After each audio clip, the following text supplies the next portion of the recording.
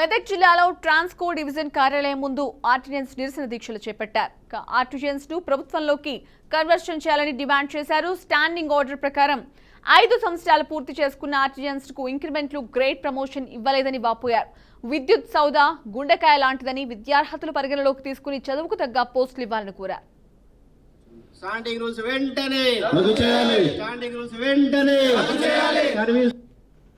ఈరోజు మన మెదక్ జిల్లాలో రెండో రోజు టీవీఏసీ జేఏసీ రాష్ట్ర కమిటీ ఏదైతే పిలుపునిచ్చిందో ఆ పిలుపులో భాగంగా మేము మా మెదక్ జిల్లా ఎస్సీ ఆఫీస్ దగ్గర ఈ రెండో రోజు రిలే నిరాదీక్షలో కూర్చున్నాము.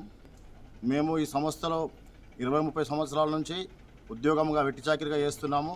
ఈ సంస్థలో మాకంటూ గుర్తింపు లేదు. ఈ సంస్థలో మేము ప్రతి పనిలో మేమే ముందుండాలి. కలెక్షన్ కానీ, సబ్స్టేషన్లో కానీ ప్రతి విషయంలో ఆర్టీఎన్ కార్మికులు అవసరమే. కానీ